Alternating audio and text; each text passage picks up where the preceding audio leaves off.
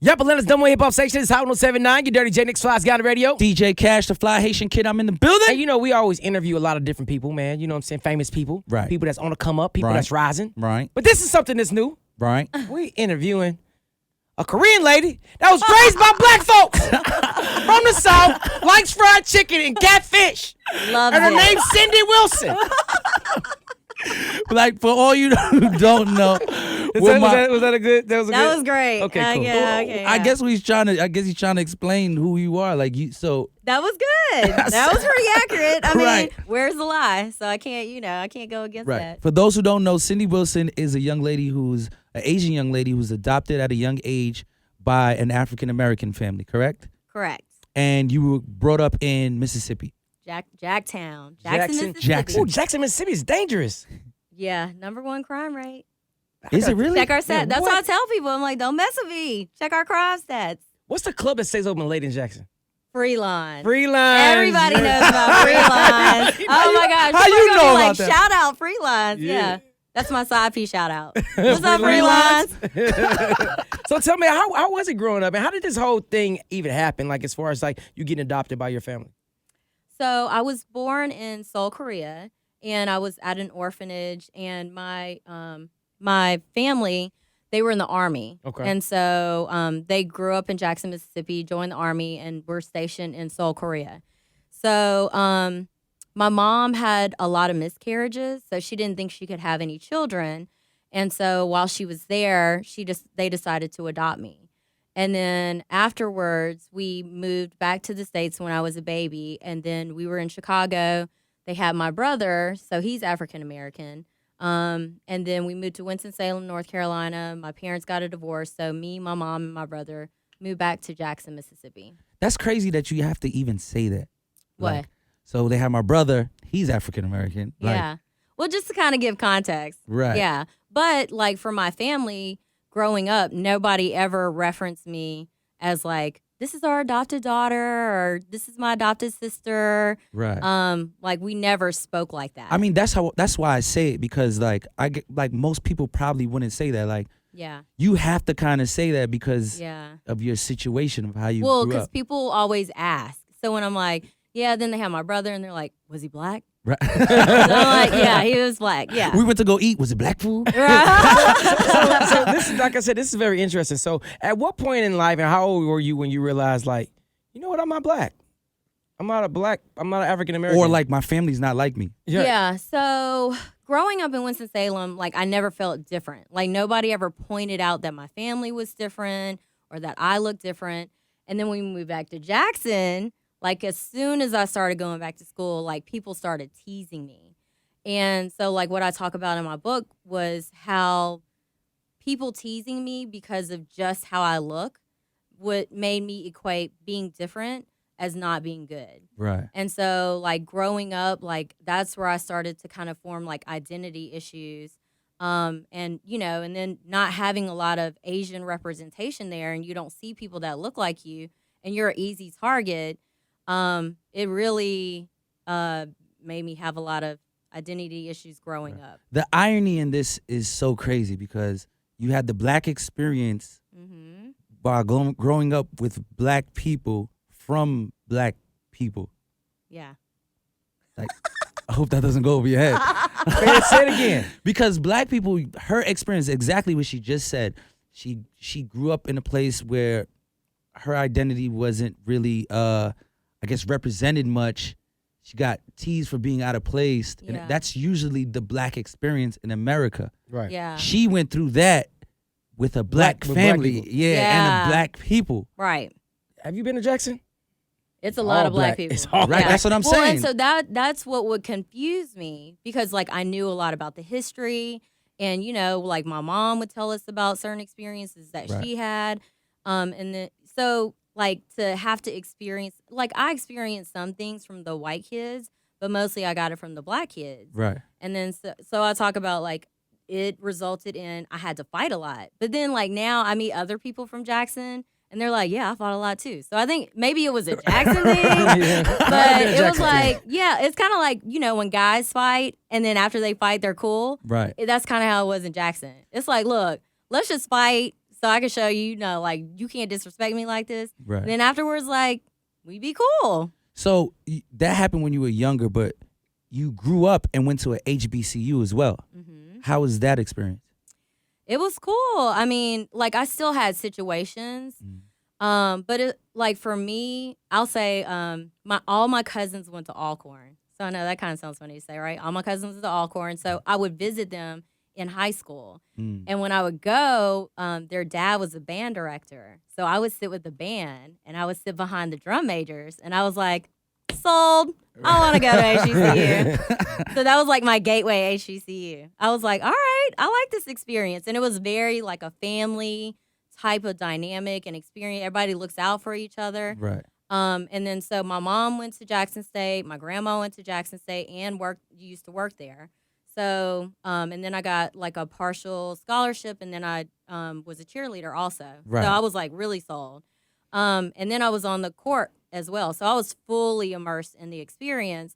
But then I would still like go into class, like you could hear people like saying like slick stuff. I almost said another word. Y'all good. But It's Dirty yeah. Boy Show. Yeah. So, you know, they would say slick stuff. And so it would just be constantly me trying to decide, like, do I keep going to class or do I stop and cuss them out? Right. And there would be times where I would stop and cuss people out because I'm like, you know, I got to take up for myself. Right. Like, you're not going to talk to me like that. And I heard you. And it's interesting, too, like, when people feel like you know, like maybe you're not going to say anything, they kind of, you know, like, it's funny, it's cool or Right. whatever.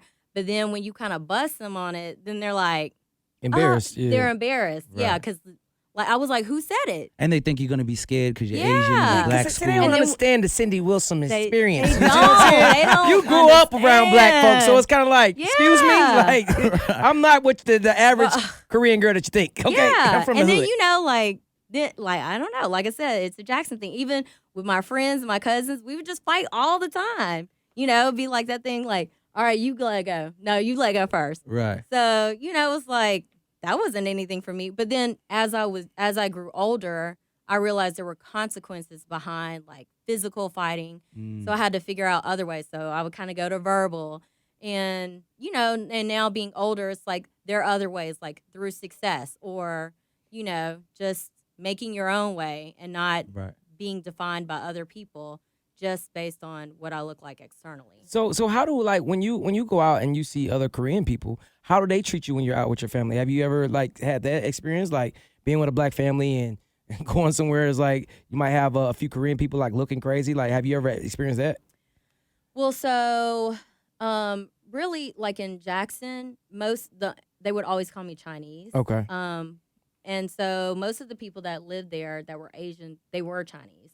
So they wouldn't really, because my mom was like cool with them. Like we would go to certain Right. Chinese restaurants and she was cool with them. So and like my mom is another type of gangster too. Like Right. they knew, like her name is Ernestine. Oh, whoa. So yeah. Nice So- Southern name. Yeah, Real yeah. Southern. So it was like they knew, like, I mean, I knew if I was with my mom, nobody was going to say anything to me. So, like, I never got that.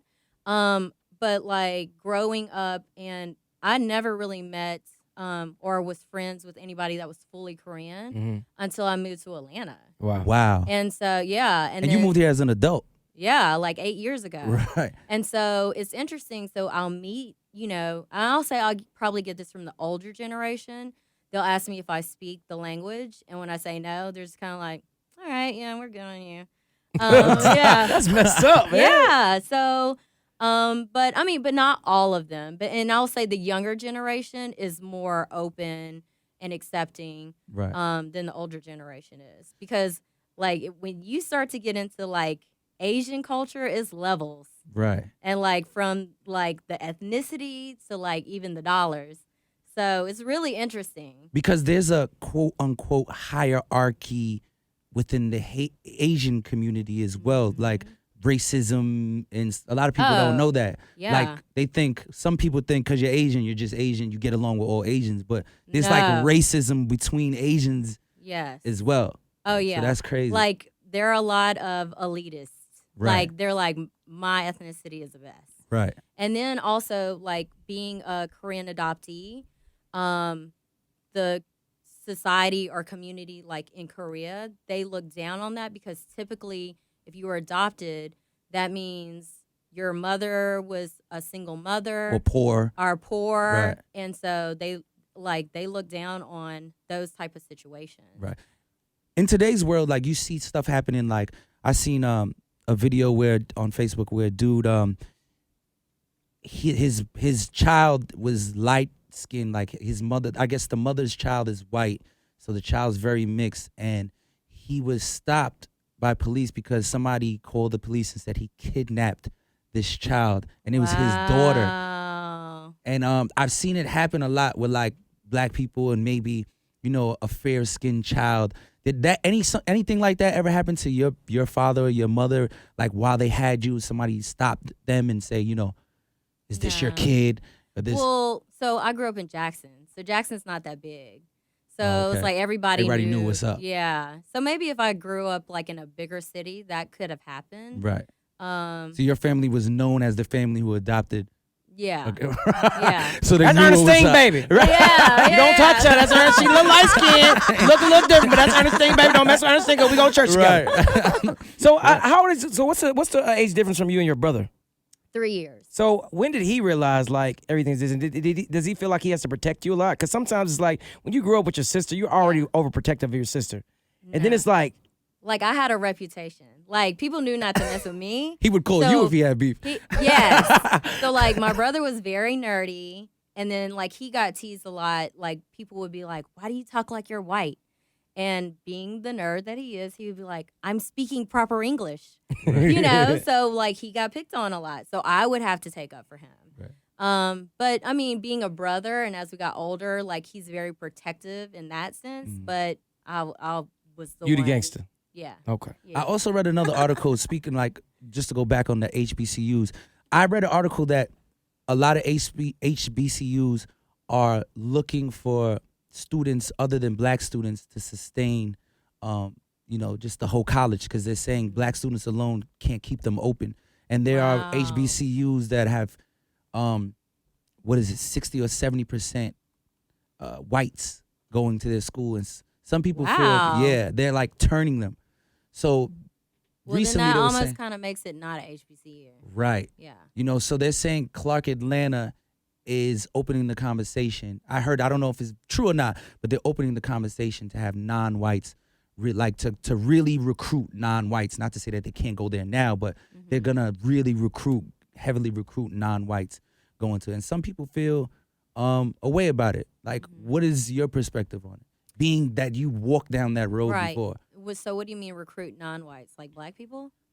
Anybody who And- isn't yeah, black. yeah. Oh, that isn't Yeah. black. I mean, I'm sorry, non-blacks. I mean, Oh, non-black. Yeah. Okay. That's why I was like, I think, it's called a HBCU for a reason. So Right. historically black colleges and universities. right.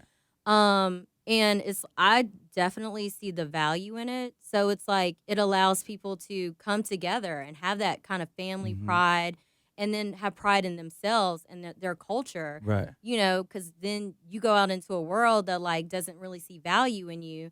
Like to me, an HBCU experience kind of cultivates that in you. Mm. And they were created to give like black people an opportunity to have a more cost efficient education, or Right. where they could afford it.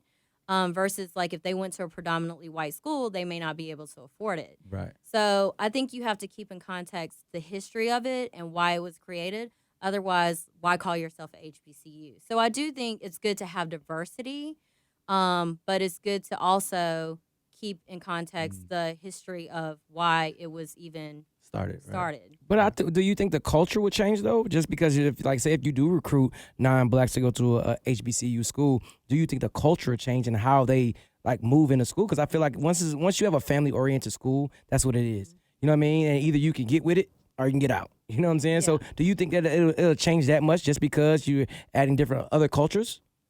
Not if it's like, I would say if it wasn't the majority, I would say no. Right. And then, I just in my opinion, I feel like black people are more accepting and open for the most part. And so, it's like if other people come from other places, but I'll say in my experience when I went to HBCU, I was different.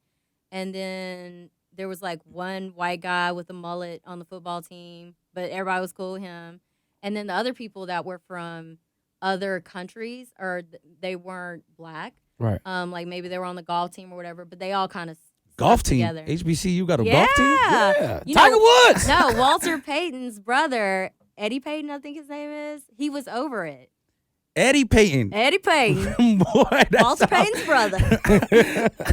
Yeah, So you wrote this book, Too Much Soul. I did. What made you say, I'm going to write a book? So I would say it was probably two motivators for me. Mhm. One, like my brother, his wife is white, so my niece is biracial. Mhm. And just like being in my situation and then just knowing other people's situations too, like I feel like we live in a world where people want you to be one dimensional. Right.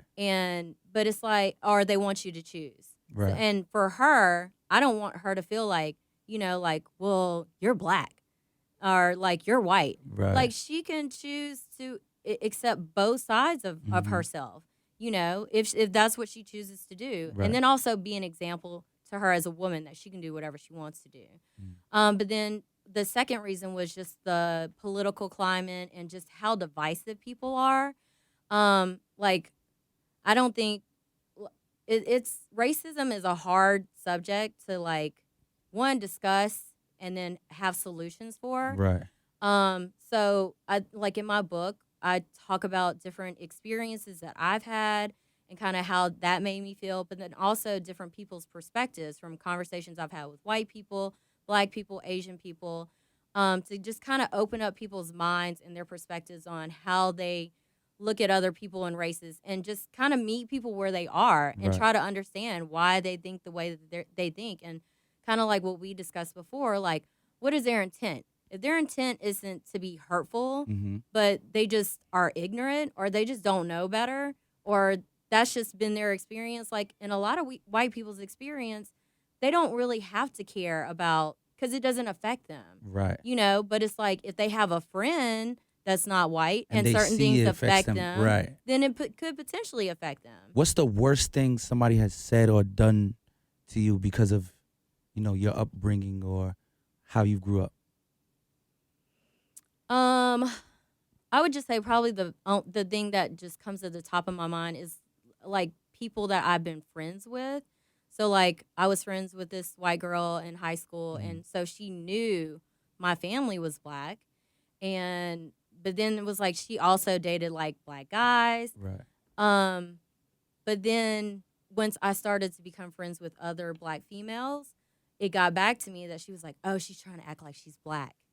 And I'm like, my family is black. Why would you say that? Right. And so, and then, I would say it triggered in me, like, I realize it, like, I realize certain biases that I have and, like, what triggers me, like, entitlement really triggers me, and I have to be conscious of that. Right.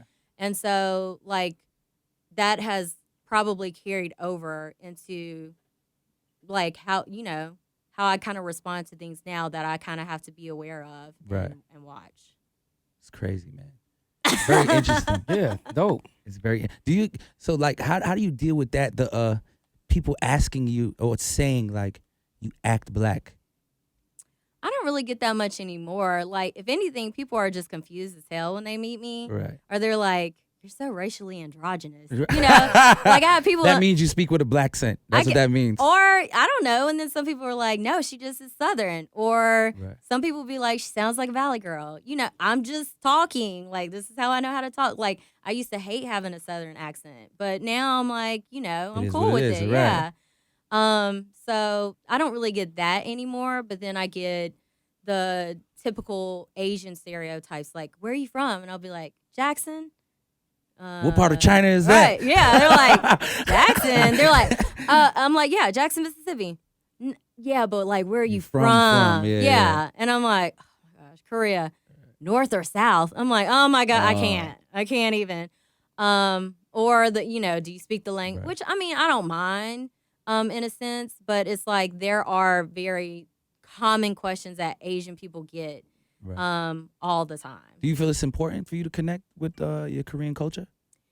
So that's interesting because since I've come out with my book, Mhm. like I had never met another Korean adoptee before. Right.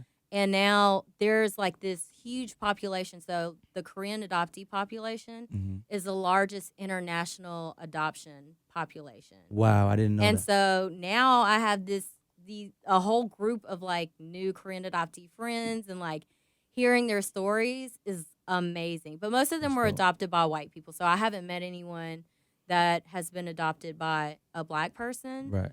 So that makes my story a little unique, but they'll be like, oh, well, I think I know somebody. Da, da.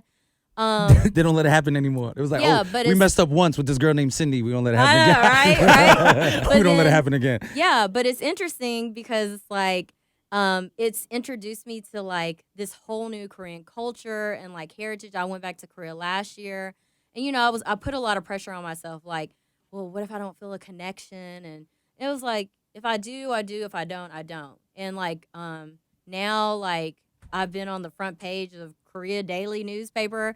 I don't know what they said. I can't read the words that are coming out on the paper.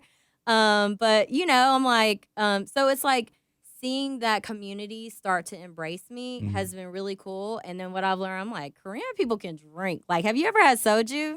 No. Oh, yeah, we gotta go. And Korean have you had Korean barbecue? Yeah, that's Uh, good. Yeah, that's good. So Korean next time barbecue's good. you gotta get soju. I live in Duluth. There's a Oh, lot of yeah, yeah, Koreans in yeah, Duluth, yeah. in Gwinnett. A Yeah. lot of, so I eat Korean barbecue all the time. Yeah. Yeah. Every time, like now, I know if I hang out with my Korean friends, I have to take an Uber Right. because I'm like, oh my gosh, like He's the drinker out of the two of us. yeah. Sure Well, Yeah. I mean, I can, I'm pretty good too. But I was like, golly, like y'all Dope. know how to get down. So definitely, So man, it's been cool. that's super dope, man. So definitely want to thank you for sharing with us. Thank you. The book is Thank out you. now. Go get it. Too Much Soul. Yeah, what I'm saying? Amazon, paperback, Kindle, and I have a website with merch, toomuchsoul.com. Go ahead and TooMuchSoul.com. Yeah, toomuchsoul.com. Hit me up on social media, Asian_Southern_Belle. Hey, y'all. There it is, man. Cindy Wilson, ladies and gentlemen. Dirty Boys, Hot 79.